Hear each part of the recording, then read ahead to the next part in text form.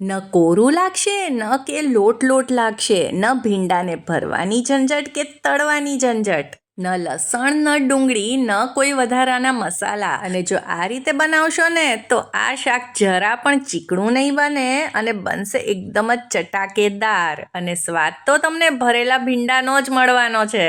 અને આ મસાલો ખાલી ભીંડા જ નહીં, કોઈ પણ શાકને એકદમ જ ચટાકેદાર બનાવશે. જય શ્રી કૃષ્ણ મિત્રો, તમારું ખૂબ ખૂબ સ્વાગત છે ચાર્મીઝ ગુજરાતી રસોઈમાં. જો તમે હજી સુધી મારી ચેનલને સબસ્ક્રાઇબ ન કર્યું હોય તો જરૂરથી કરી લેજો. નવા વિડીયોઝના નોટિફિકેશન તમને મળે તેના માટે બેલનું આઇકન જરૂરથી દબાવજો. ને આજનો આ વિડીયો જો તમને થોડોક પણ ગમે તો તેને લાઈક કરજો, તમારા ફ્રેન્ડ્સ અને ફેમિલીમાં શેર કરી દેજો. તો અહીંયા લઈ લીધા છે 500 ગ્રામ એકદમ જ તાજા અને કોમળા ભીંડા. ભીંડા એકદમ જ આ રીતે ફ્રેશ હોવા જોઈએ, એકદમ ગ્રીન છે. અને આને સરસ રીતે ધોઈ અને પછી એકદમ જ કોરા કરી લીધા છે. જો ભીંડા એકદમ જ કોરા હશે તો તેનું શાક જરા પણ ચીકણું નહીં બને. હવે ભીંડીના ઉપર અને નીચેનો ભાગ કાઢી અને આ રીતે આપણે વચ્ચેથી કટ કરી અને સ્લાઈસ કરી લઈશું. આજે આપણે ભીંડાનું શાક ભરીને નથી બનાવવાના, એટલે આ જ રીતે વચ્ચેથી કટ કરીશું. અને જો બહુ મોટી સાઇઝની ભીંડી હોય તો વચ્ચેથી આ રીતે કટ કરી અને પછી આપણે તેના 4 ભાગ કરી લઈશું. આ રીતે વચ્ચેથી કટ કર્યા હશે ને તો મસાલો સરસ રીતે શાકમાં ભળી જશે અને ભીંડી જરા પણ કોરી નહીં લાગે.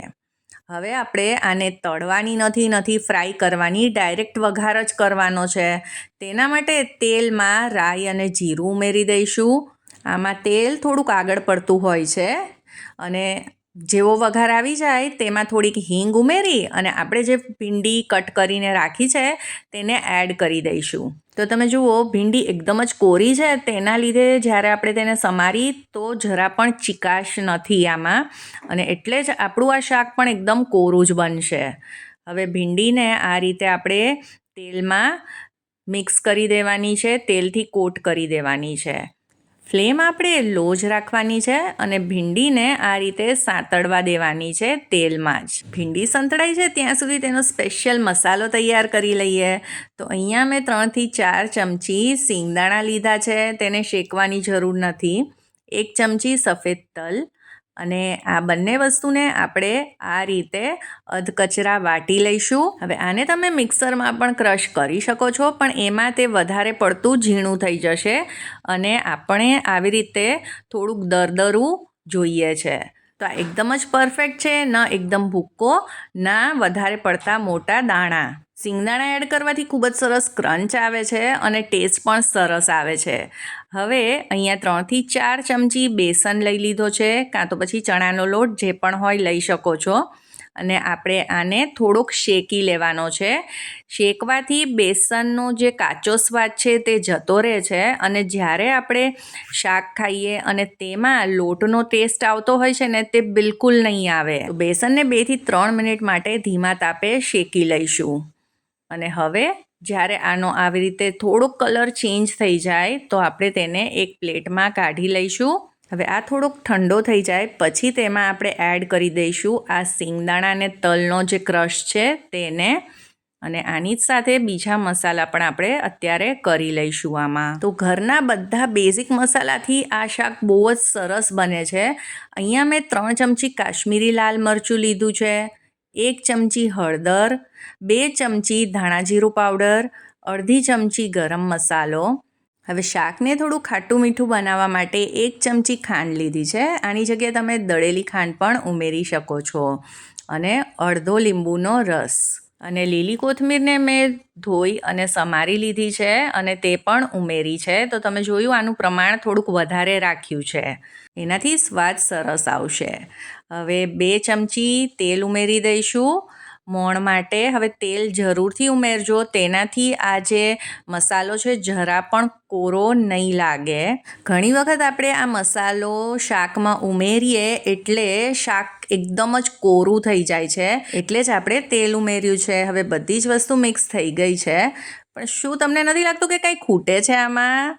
હા, સાચી વાત, હજી આપણે આમાં મીઠું નથી ઉમેર્યું. તો મીઠું છેલ્લે ઉમેરવાનું કારણ એ જ કે જ્યારે બધી વસ્તુ મિક્સ થશે ને પછી પરફેક્ટ અંદાજ આવશે કે આમાં કેટલું મીઠું જોઈશે.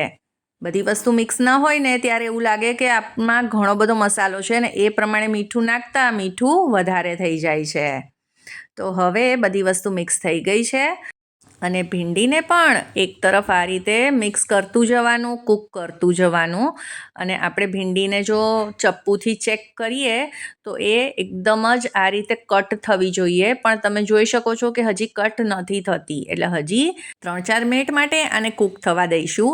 અને જ્યારે આ એકદમ જ સરસ રીતે ચડી જાય પછી તેમાં 3થી 4 ચમચા આપણે આ મસાલો જે તૈયાર કર્યો છે તેને એડ કરી દઈશું અને બધી જ વસ્તુને મિક્સ કરી દઈશું.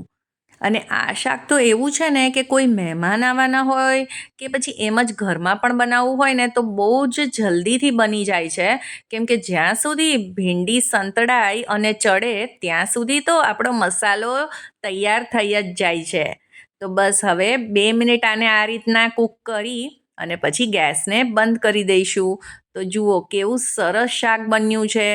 અને જો તમે આને ટિફિન માટે બનાવતા હશો તો પણ એકદમ જ સરસ બને છે, જરા પણ ડ્રાય નહીં લાગે ઠંડુ થયા પછી પણ. તો આજનું આ ચટપટું અને મસાલેદાર ભર્યા વગરનું ભીંડાનું શાક તમને કેવું લાગ્યું તે મને જરૂરથી જણાવજો.